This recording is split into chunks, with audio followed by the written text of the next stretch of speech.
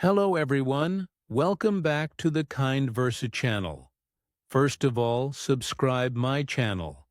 If you have not subscribed, please subscribe, like and share my videos.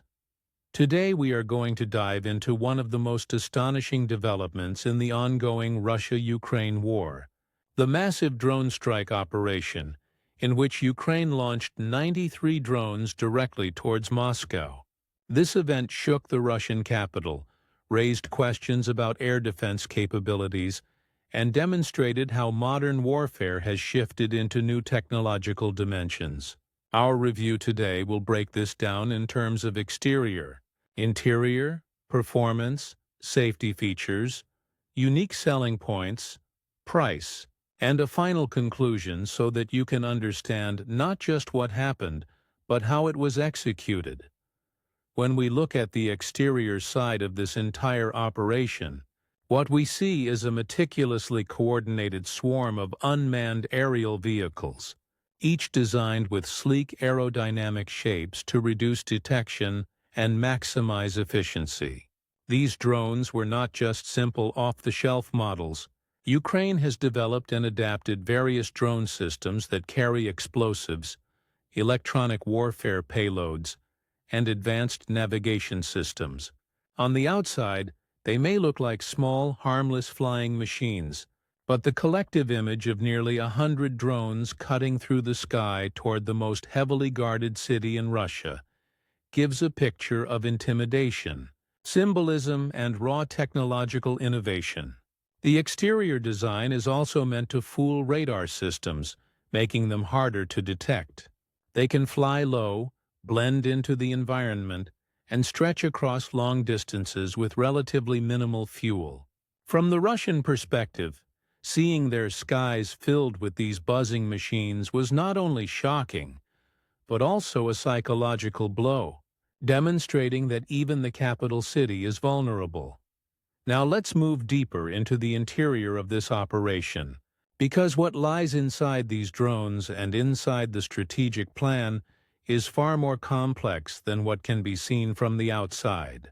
Inside, each drone carries a navigation system that allows it to move autonomously once programmed. Some rely on GPS, others use alternative navigation to bypass Russian jamming systems. The explosives inside vary in type and weight, from small charges designed to damage infrastructure, to heavier warheads capable of targeting critical facilities. Beyond the physical drones themselves, the interior dimension also includes the planning carried out by Ukraine. It involved gathering intelligence on Russian air defenses, coordinating timing so that the drones could overwhelm radar and missile batteries, and ensuring that different waves of drones came from different directions. This interior layer of strategy shows us that Ukraine is not simply reacting in this war, but actively innovating to create vulnerabilities for Russia. The psychological interior of the operation is equally important, because Moscow represents power, security, and control for the Kremlin. When 93 drones penetrated toward its skies, it forced ordinary citizens to think differently about their safety. And it forced the leadership to confront the fact that their defense systems, which cost billions, can still be penetrated by relatively inexpensive technology. This big interior story is what makes this event more than just a strike. It is a statement about the future of warfare. Performance is where the brilliance of this Ukrainian strategy truly shines. To coordinate nearly 100 drones over such a long distance requires high precision, technical mastery, and logistical skill. The drones had to travel hundreds of kilometers, remain undetected for as long as possible, and then strike targets or at least force Russia to use up expensive missile interceptors. The fact that many drones made it deep into Russian territory shows how well the performance was calibrated. Some were destroyed by Russian defenses, but the overall effect was that air defense systems were overwhelmed, sirens were triggered across multiple regions, and the Russian public was alarmed. Performance also must be measured by cost-effectiveness. For Ukraine, drones are much cheaper than fighter jets or long-range missiles. For Russia, shooting them down often requires expensive surface-to-air missiles. This imbalance in cost makes the drone swarm a high-performance weapon of choice. It doesn't matter if every single drone hits its target. What matters is that the performance of the system as a whole disrupts, frightens, and forces the enemy to spend resources. Safety features are also worth discussing in this context, because although drones are offensive weapons, they have built-in design considerations that make them safer for operators and more dangerous for enemies. One major safety feature is that these drones are unmanned, meaning no Ukrainian pilot risks being killed or captured. This changes the dynamic of war, reducing human risk while still delivering powerful effects. Another safety feature lies in the design of navigation. Many drones are pre-programmed to self-destruct if they lose signal, preventing the enemy from capturing intact technology.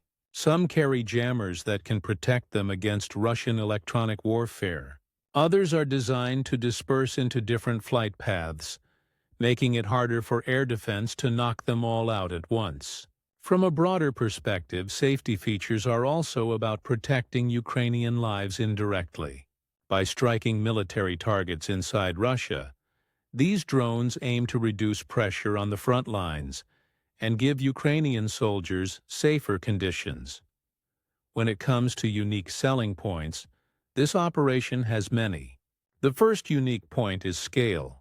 Never before in this war has such a massive drone swarm been directed at Moscow. The number alone, 93 drones, makes it historic. The second unique selling point is symbolism.